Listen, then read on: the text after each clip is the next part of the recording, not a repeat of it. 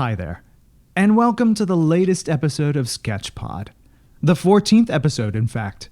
A baker's dozen plus one, if you will. A half dozen more than our 8th episode, and a mere 3 dozen episodes to go until the fabulous clip show that will be our 50th. In short, a podcastical threshold. And we want to thank you, our devoted listener, for coming with us on this journey. You've been with us every step of the way during these many quarter hours. When we were bullied on the playground, when we got our first pimple, when we found out we weren't cast as Mercutio.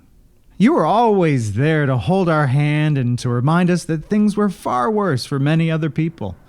But how do we thank you? Not an easy problem to solve. I mean, we're here and you're all the way over there. But through the miracle of thinking, I believe we've come up with a solution that even the grouchiest of grouches would be forced to smile at. No, it's not kittens. But you sit right there. Don't move. I'm just going to pull this fully appointed white linen dining table between the two of us. Do you believe this crystal? But no, don't look at the menu just yet. Shall we have a little ambiance? Allow me to wind up this cardboard Victrola. It's an antique, you know, and I'm going to play this record of busy restaurant sounds. There. And let me add how lovely you look tonight. Your eyes glint in the candlelight like slivers of mica embedded in the stone walls of a deep cave as the flashlight of my love passes. No! No. We need more ambiance. Some music, perhaps. Good thing I came prepared. How about an 8-track of some lovely mood music?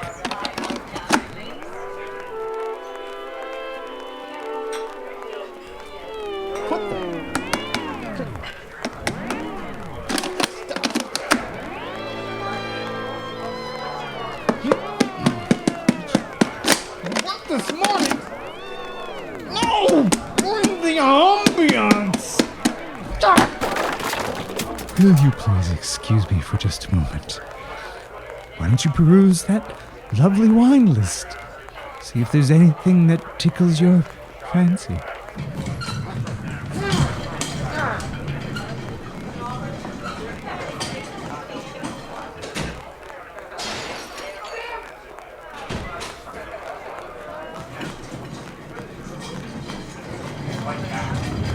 A reel-to-reel tape of some lovely mood music. There. Now, is there a wine that you think you'd like? Oh, not Chardonnay, please. I cannot stand... I thought I saw you from across this crowded room here. Hey! Such a pleasure to see you on this momentous episode. Rude! You know, they say that Houdini had 14 episodes between the ages of 11 and 19. Hey! But I digress. Come! Hey, no, You don't want to eat here. The flounder is unforgiving at best. Please, come this way. Right through this zippered opening I've concealed in the draperies. Hey! That's it. Oop! Take it all with you. I must admit that I was hoping I would run into you. I wanted a moment of my own to say thank you for listening to these podcasts. Maybe share a nice Albarino and some chorizo nuggets on a bench at the Brooklyn Promenade. And then, well, my social butterfly mind took over and I decided to throw this party for you. All the intelligentsia are here. I mean, Andy Warhol is on the futon. Over there, look. Well, it's a life-sized printout of an Andy Warhol photo. And a commemorative painting of Abe Lincoln is over at the bar. Oh, and a wood-cut caricature of Ben Franklin is fiddling around with the circuit breakers by the front door. Careful, Ben! Oh, why don't be foolish? Of course there are real people here. Ed is here. Ed! You know Ed, surely. He's by the hummus platter. Ed, look who's here. Go ahead, mingle. Oh, would you be a dear and answer the front door? My bite-sized quiche are nearly done in the oven. And enjoy yourself, please. Oh, hey there! You really must try the hummus. Oh, I see you're on a mission. Okay. God, you thought I'd never get here. Is everyone asleep at this snooze fest yet? Come on, I'll take you to a real party.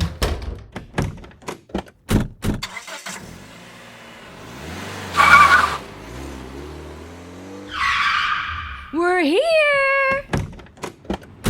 Very exclusive club. And I rented it out for you. And a few thousand of my closest friends. But really, just you. What's the password? Password 1, capital P and a 0. Have a good time, kids.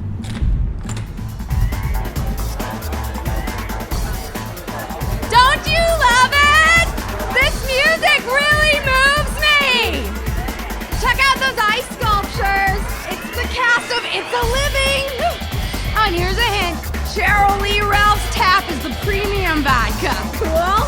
Oh, man, I can't stop moving with this music. Oh, come on. Let's go find something fuzzy to rub. What? What'd I say? Where are you going? Okay. I'll see you next episode then or something. Send my love to your mom. Oh, hey, here! No, over here, it's Daniel! Hey, no!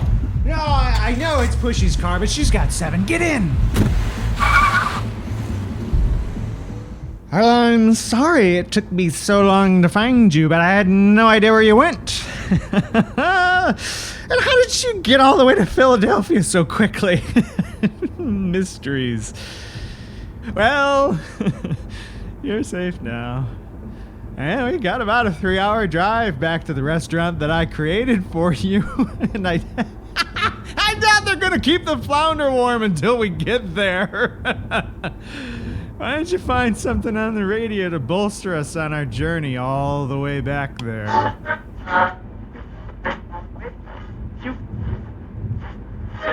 Okay, so and I was tweeting about this, so people, I have my 6 followers on Twitter. Please, already heard this.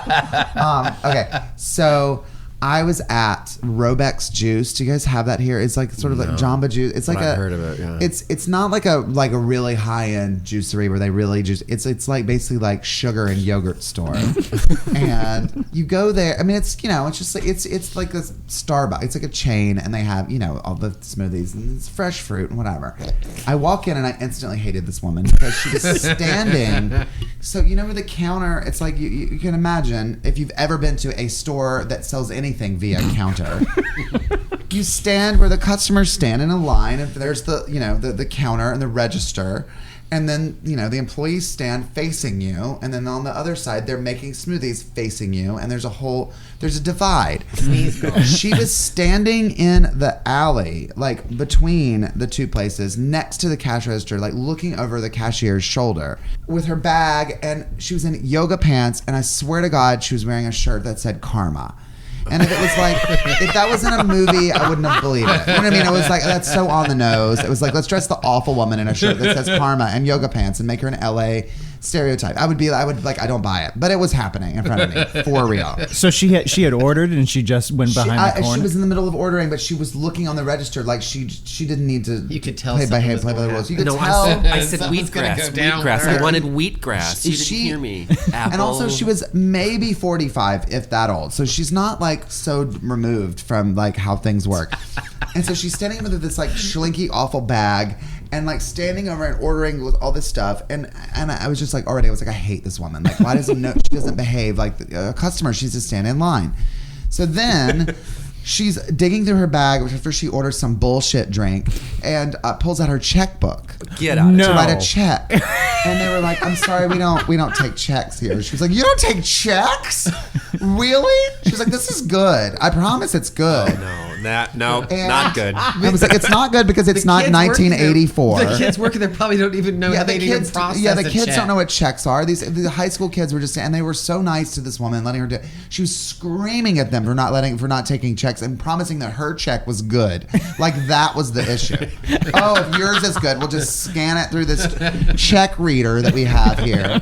So then we send it over to our merely written process. I mean, I know it's like you get your fucking like 8-tracks and mimeograph machines to buy your Fruzenglaja so that you can hell, what decade you're in, lady. So anyway, she makes her daughter go out to their fucking Honda Accent and dig through their Honda Accent for change so that she could buy herself a smoothie. Her daughter is out digging the hottest day. It was 90-something degrees. Digging through this car, trying to find change, bringing quarters in, trying to add up. The woman's digging through her purse. Meanwhile, we're just waiting in line.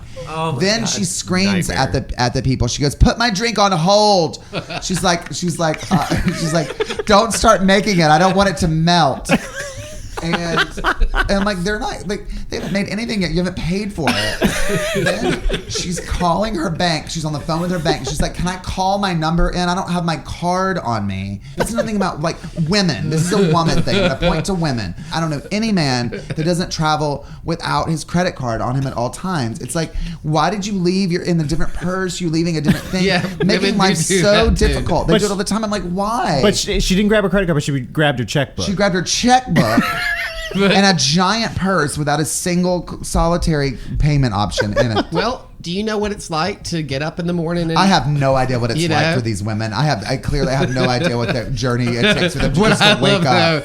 Wake up and get out of bed. It's a lot of work. This is a good check. It's a good check. So you're telling me I don't have any money? Well, this is good. That was exactly where she was coming from with it. And they're like, was she getting the daughter anything? I don't think the daughter was getting anything because she hates the daughter for not having any for being cuter than she is. Not, and she goes to yoga every day and she still can't look like her daughter. And so. And she, and so she's digging through her card. She's like, "Can I call a number in? Can I call my bank number in?" And they were like, "Yes," which I couldn't believe. They were like, "You can just give us a number over the phone and we can type it in manually." They were like, "Just get this bitch out of our hair." Then she's like, "The bank put me on hold." Like, that's never happened before, like to anyone ever, when you call the bank. And the bank's going to ask you for your account number. That's the first thing they're going to ask you. They're not just going to be like, "Hey, it's Sharon." They're not going to be like, "Oh, hey, Sharon, here's access to your files." And so it was taking forever. Sharon S so or awful. Sharon G? Sharon S. Okay. Okay, Sharon good. S. How long were you in this establishment? About 10 minutes. I was tweeting the entire time, and I had to. I was like, I don't even care for my smoothie. I just have to keep documenting what's happening right now to this horrible woman. Yeah, and please don't let it melt. I don't want it to melt. Put my drink on hold. Put it on hold. Like, they do that. They have layaway at the Robex Juice. And then this happened. Nan worked for Randy. And she liked to sit on a stool a lot. And Dad wasn't having her sit on that stool. Right. That just was not happening. No. Like behind the desk? Behind the desk on that stool. And she was always emotional. We listened to B106 light favorites that everybody knows at work. And Nan would always hear a song that would take her somewhere. And she would always have an emotional thing. And the one that got her the most was Bette Midler. We're not friends. Everything's green from far away. Oh, you're thinking of the song From a Distance. From a Distance, yeah. And then you get to the line of From a Distance, she looked like my friend even though we are at war. And that would just send Nan into an emotional place. I miss Nan. Nan drove a Grandville and wore different Terminator kind of sunglasses that were all hot pink or whatever at the top, right? And had brought in pictures that she had done of her two sons, shirtless and in dusters, that looked like it had been sepia-toned, so kind of an old Western type of feel, which I didn't really know how to deal with that at like 12 years old, right? Because they were of age. I don't feel like I should be looking, but I have to look. My point is, though, that my dad found it very stank that you're not going to sit at work. My dad always told me in the store, you don't sit down, and he cut the legs off that stool and left it behind the counter. So when Nan came in the next day, that stool was now a stall, like a footstool. I cut the legs off. Slice those legs off of it. Dad, are they still working for you? Did you fire them? No, they fired themselves.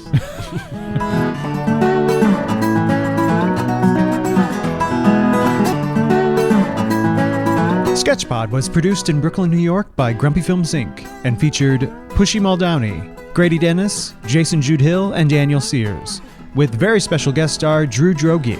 Be with us next time when we have fun with the tape delay effect. Woodcut. UMass. Broccoli. Octopus. Moist. Donut. Gerbilation.